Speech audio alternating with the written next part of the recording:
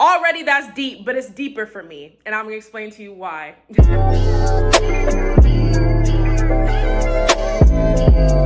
Hey everybody, welcome back to my channel. If you're new here, hi, I'm Sierra and welcome to my side of the internet and also my house. This is a very candid video and we're finally kicking off week 1 of the Artist Way. We're gonna get into it, but let me finish my intro. And if you're not new here, welcome back. Your internet cousin loves you. And as you can see, Seven also wants to say hello. And she's gonna hopefully be good this entire video. So I know I'm a little late on starting this Artist Way video. I'm holding myself accountable, but honestly guys, the book even talks about this of like your mind is gonna try to trick you out of doing this book. And granted, I did do South by Southwest, like there is a lot going on in my career, but the book literally states in the pretext, like this is a commitment. Like you have to actually show up for this. Like I'm not even gonna lie to you guys. This is where I'm at. But literally on the next page, it's literally a contract. So I'm like, okay, let me really commit to this. Let me really take the time and document this also. I'm trying to hide my fitness gear under here because I just got back from the gym. As y'all see, I have a little whippersnapper on my hands.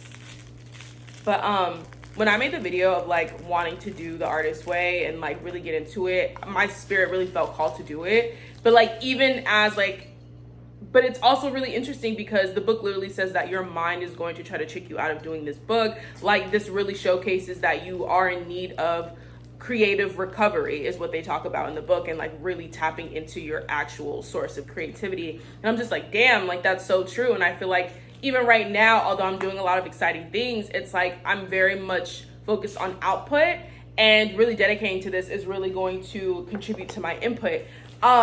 So I'm going to finish reading the pretext. I'm going to show you guys the contract once I sign it, so y'all know I'm not playing.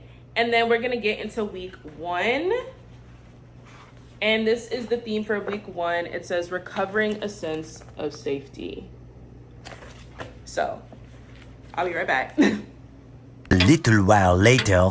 You guys, wait, I'm having a moment. Like, so this is trippy, and it makes so much sense why I felt called to start again this week. I haven't even gotten to the contract yet. I'm about to sign it actually. And there's this section, and intuitively, I kid you not, something was like, really give your, like, something in my spirit literally told me, if you surrender to this book and like you really just like go all in and just like really explore yourself, you're going to find things that are so in alignment that will give you the clarity that you're actually seeking. Because I really do feel like, although in one capacity I don't feel creatively blocked, in another capacity, which I talked about in my last video, like I do feel creatively blocked, especially from like an artistic standpoint, and not from like an executive creative standpoint, if that makes sense, right? And that shit, okay, I'm gonna read it to you guys, and obviously it's gonna sound kind of surface level, but I'm gonna break it down to you guys, and I'm gonna finish reading, and then I'm gonna come back. But I had to like record this because I'm like, this is so crazy. So basically the author is like asking us to, instead of feeling like to create out of duty, just follow whatever intrigues you. She then goes into saying, a mystery can be very simple. If I drive this road, not my usual road, what will I see? Changing a known route throws us into the now. We become refocused on the visual world. Sight leads to insight. Now, already that's deep, but it's deeper for me. And I'm gonna explain to you why. Oh my God. Okay. As you guys know, my name is Sierra, right? And I've had this thing where even with Entertech, which is like, you know, entertainment technology, it's really become more of like how I visualize, yes, like the future, but also more so like my creative world and my artistic world and my creative umbrella, really, right? And it's become more of like a brand over the years as well that like holds my philosophical, not only thoughts, but also like my creative ideation and projects and just like everything that I want to put into the world. And so I've kind of been playing on this ecosystem. Some people have been able to pick it up, but I feel like I haven't been able to really explain. I'll have to explain to you guys, okay? So my name is Sierra, right? Obviously. And like my nickname is C. But then one day I was like, damn, like people who support me, people who get Entertech, people who like are my aligned, like-minded individuals, like, what do I call that group of supporters? You know, like, what do I call my people in my tribe that are able to not only connect with me, but like those who also feel aligned with the stuff that I talk about, right? And I was like, oh, I should call them seers.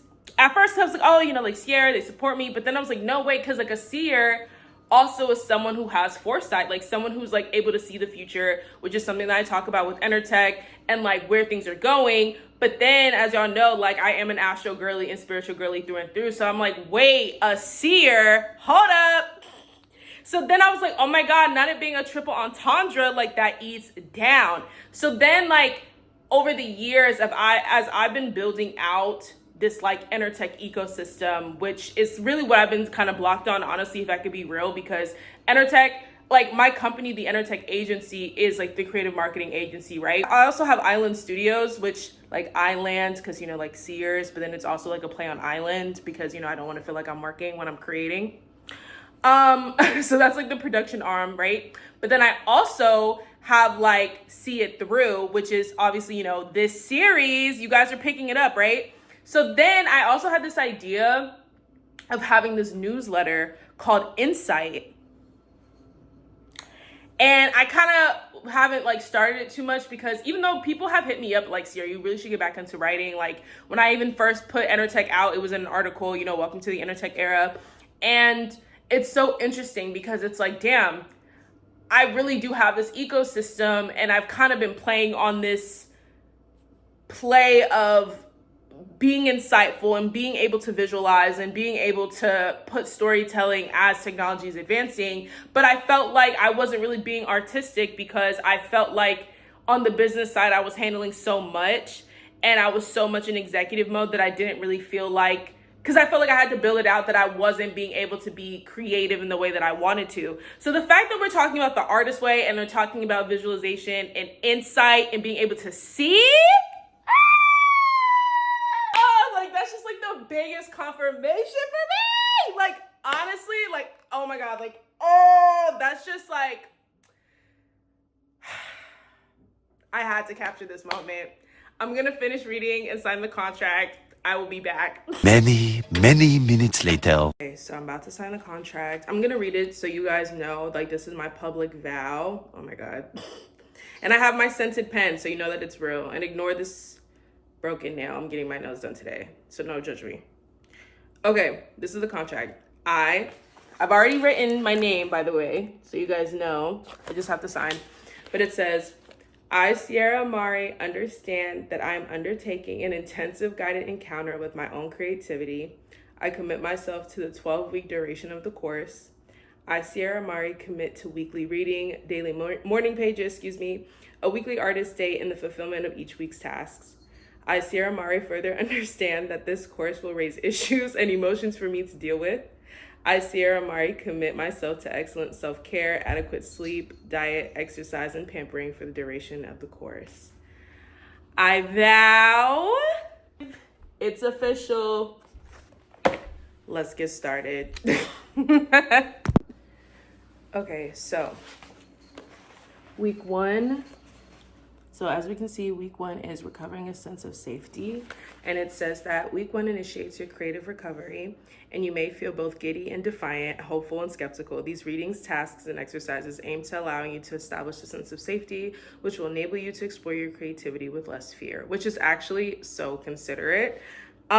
So this is what I'm gonna do because I really took my time and like broke down and like reread, and now it's almost like 11 o'clock and I have to start my day. Again, I'm glad that it's weeks. I've signed my contract to initiate, and I will actually come back tomorrow after I've done my morning pages and we'll get started. Next morning. So it's Tuesday, the next day, and we are locking in and recovering a sense of safety. Yes, I'm in my gym fit. I literally just came back from the gym and I have my fruit salad for breakfast, which by the way, I love sweets, and I'm starting to make this transition from like, if I'm gonna have sugar, I want them to be natural sugars. Also, I'm not even gonna bullshit. Like, I'm going on vacation like next month. I'm going to Belize. Also, you guys didn't know, I am half Belizean. So Shout out to all my Belizean gal. My grandmother came over to America when she was pregnant with my dad. So shout out to grandma. But yeah. So, you know, last year was really rough. And so I was stress eating a lot. So I definitely gained some pounds. But I want to also like be healthy for me, you know? But I also want to be healthy for me. So these past like 3 months have just been helping me get into that regimen, back into that regimen. I'm going to the gym consistently, eating healthy, and not stress eating, because y'all, I love sweets, like cakes, cookies, ice cream, pancakes, cinnamon rolls, cronuts, like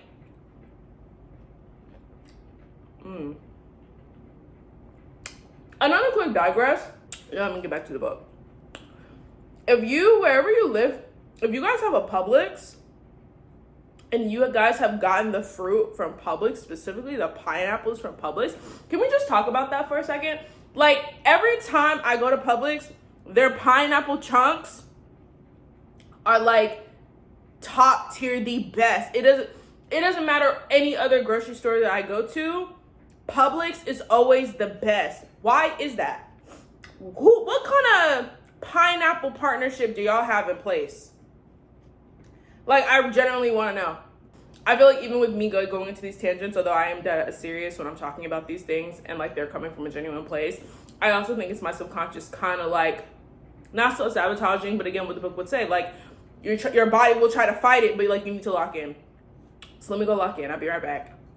I just got to a section in the book that I think is really interesting, and it's again so telling and feeling like this is really speaking to me. And if you guys watched my first video that I posted about the artist way in week 0, I talked about why I felt called to do this and why I felt like, although as a creative exec and as a marketer and a producer and like being able to be of creative service to a lot of people, I've been able to, you know, not only sustain myself and build a creative career for myself, but I've also, you know, have been able to serve others creatively, which is fulfilling. But I felt like for myself and for my own artistic expression, experimentation, like I felt like that wasn't fulfilled. And so what's so interesting is that they're talking about how there's like, when you're recovering that sense of artistic safety, you have to identify if you're a shadow artist or an intended artist, which basically means like people who maybe grew up with parents that weren't supportive, or like those who have like those really critical self-doubts that block them and don't allow them to think of themselves, and doesn't really allow them and doesn't really support them for them to think of themselves as artists, and or like allows them to try to get into a fear that mimics it, but it's not exactly that. Whereas an intended artist, and I literally highlighted this because I was like, damn, like that's so fucking true, where it says intended artists may become artist managers, which I'm not a manager, but I feel like low-key, like creative, like being a marketer, used to working at a label, now I'm working with creatives and just managing that, like, yeah, low-key. It says intended artists may become artist managers and derive a great deal of secondary pleasure from serving their dream even at once removed. They ate me up with that. They ate me up with that.